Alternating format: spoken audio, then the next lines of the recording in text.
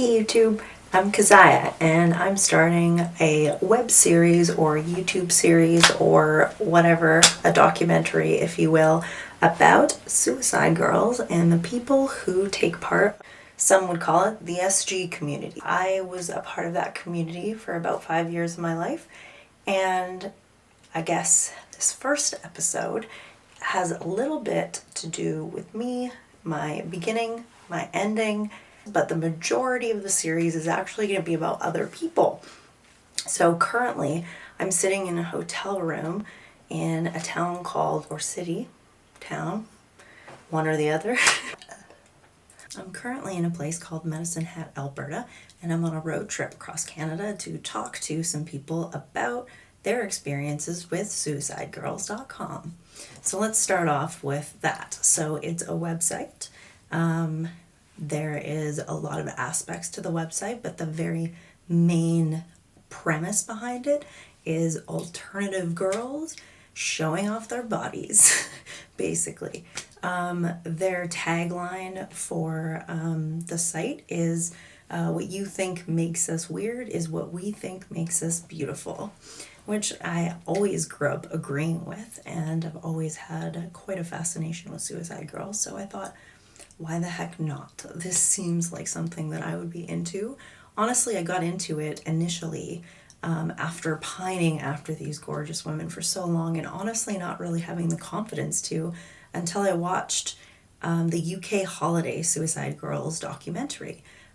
It was about a bunch of girls from all over the world had met up in this castle in the UK, and they rented it out and had what I later learned is a shoot fest, and they created this amazing content for the website, but also this movie. And in the process of the movie, one of the photographers mentioned how her career with suicide girls had happened and how it had allowed her to travel with her partner, and how many things the website contributed to in her life, and how positive an experience it was for her.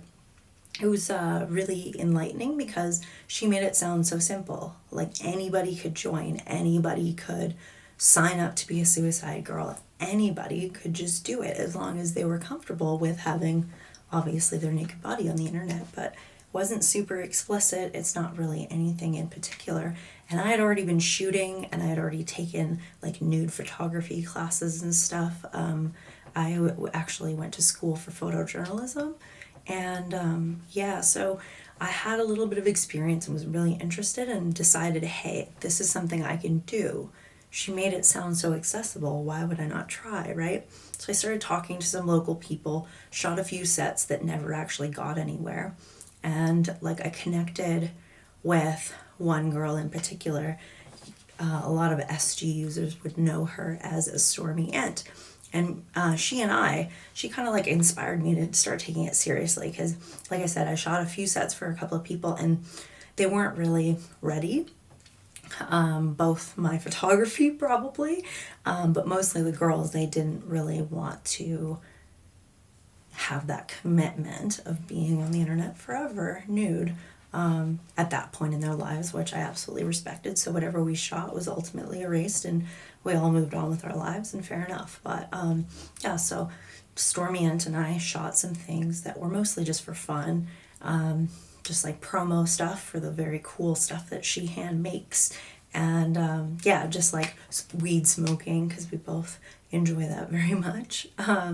And it kind of inspired me to keep going. So I shot my very first set with a girl who's no longer with Suicide Girls either. She quit a couple of years before I left the site. And the first girl that I shot, her name was Sabbath. And I really wish that girl went pink. She was gorgeous and such a sweet girl. I honestly adore 99.999% of them. It's truly a pretty special community, but it is definitely a community of females with flaws. But don't we all have flaws? Let's be honest. Yeah, so that's a little bit about the beginning. So that was the first set I shot, and then that I immediately started traveling, went down to Seattle and shot 3 sets over the span of one day with 2 girls. It was an individual set of each of them and then one together. And the one together was definitely my best out of the 3. I was still trying to figure out my confidence, especially when it came to lighting and stuff. And with multiple people there in the shoot fest environment, even though there was 3 of us there, it's not really a shoot fest. It was just a couple of people, but it felt kind of like, oh, there's people here, there's people watching. Oh my God, I have to be on it. And that kind of made me do the opposite, actually. I got overwhelmed and didn't do the greatest job. So yeah, anyways, I look back at a lot of those early sets and I'm kind of blown away by kind of how terrible I was. Mostly out of nervousness. Like, there were definitely good shots in every set, but there were some bad ones. And unfortunately, you have like limits. So, and once it's on the site forever, unless you take the whole set down. I'm not going to get into the technicalities, so let's skip over to the end of my Suicide Girls career. In 2018, I planned a 420 shoot fest in the city of Vancouver, British Columbia, in my hometown in Canada. And I'm a stoner. It made a lot of sense. I don't know why I never did it before, but it just kind of clued into me one day. Hey, you should plan a shoot fest around this. Do it at around April 20th in the city, and people will come. And I wasn't wrong.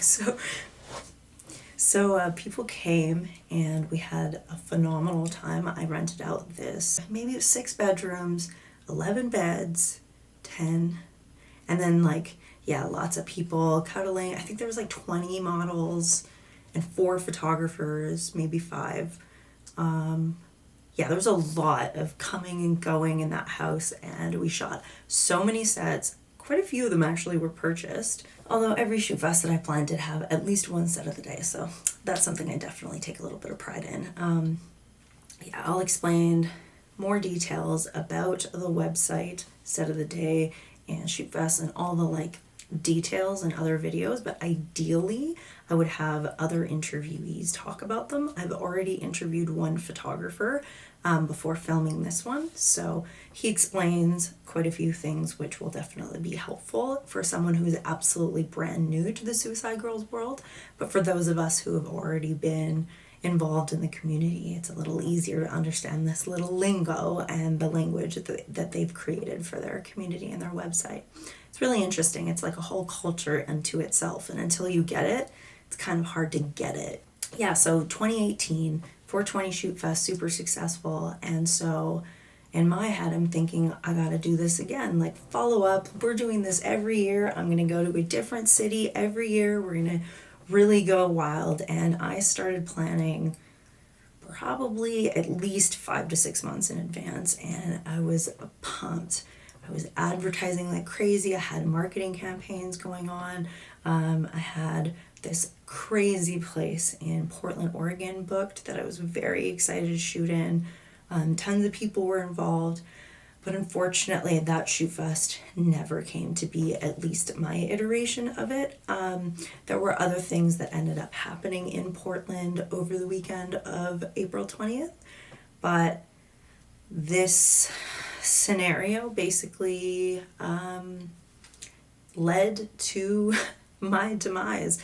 For those who don't know what Suicide Girl lingo entails, one of the words that they use is being archived. So when somebody is no longer welcome on the website, basically, if they were a model at any point, they consider that person archived. If you're an official Suicide Girl, your page will say archived on it, rather than and like put the number of years that they were an active Suicide Girl. And I was a forever hopeful, and so it just still says hopeful since it doesn't actually officially say that I was archived. But as far as I know, that's what happened. Nobody said the word "you're archived" or anything like that. I was told to come back someday, and I asked if I could and was told no. So how did all that happen? What all fell apart? I think that's a story for another video. Like, talking about it now, I'm already getting choked up. So this is why we are not touching that in episode 1. I'm trying to keep this happy and cheery. We had such a good time, and honestly, that's the point I'm doing this.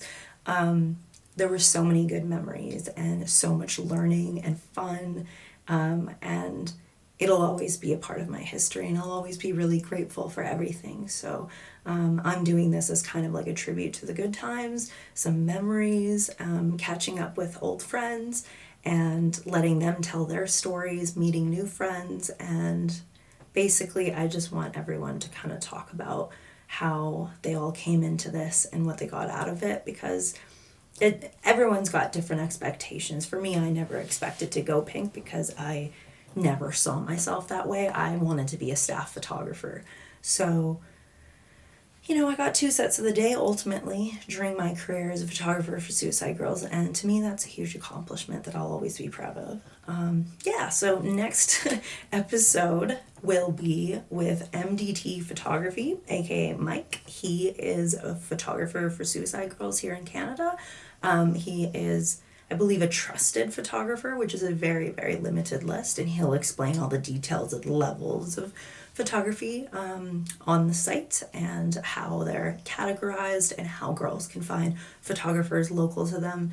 No matter where you are in the world, there's probably somebody near you or willing to travel to you. So yeah, if you're interested, maybe I'll add some links for how to join and stuff like that, but no pressure to anybody. This is literally just, hey, how's it going? I'm starting this series.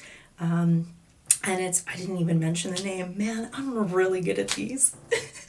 I think I'm going to call the series The Girls of Suicide, because I want it to be really obvious as connected to Suicide Girls without actually using the name in conjunction. So I think that's pretty close. What finally pushed me to get started on this docu-series, web series, whatever, was the untimely death of a friend of mine.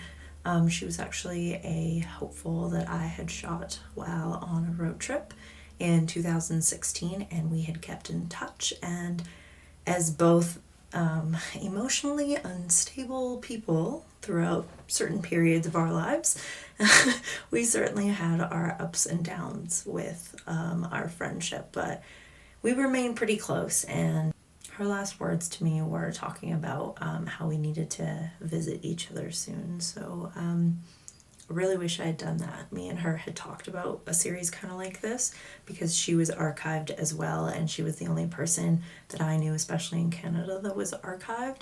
And both of us, kind of for mental health reasons, at least on the surface, I felt very connected to her. We had this really painful similarity of something that we had gone through that had caused pretty intentional emotional trauma.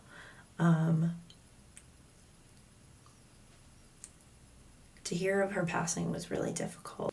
And hearing all the rumors and gossip about how she died and about people's opinions about how I don't even want to touch her death.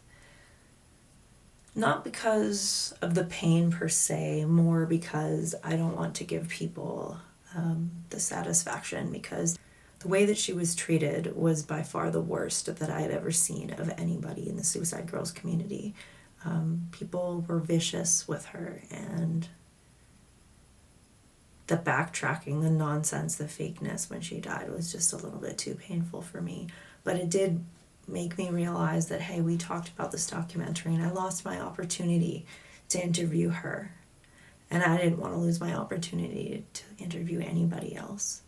And honestly, part of this is a tribute to her as well, to Vicious Feline, to Catherine Claus. We'll never forget you, Cat. Vicious you might be.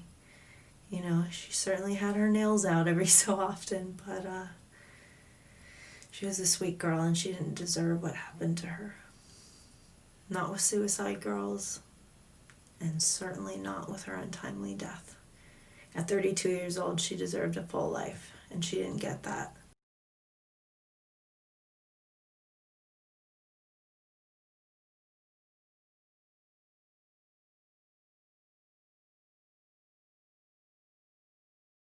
Yeah, you guys tell me what you think so far and if you mind my awkwardness. Yeah, basically, I would love to hear more from you guys and anybody who wants to be a part of this, even members, photographers, models, SG girls, or hopefuls, or potential hopefuls that are just considering it. I'm honestly open to hearing from anyone. So if you've got something to say, let me know. Thanks so much, guys. I'm Kezia Captures on Instagram, and feel free to contact me as well as here. Thanks so much for watching, and if you want to see more of these videos, then like, subscribe, and do all of the basic YouTube shit that everyone asks you to do. I hope you guys have a fantastic day, and don't forget to vote.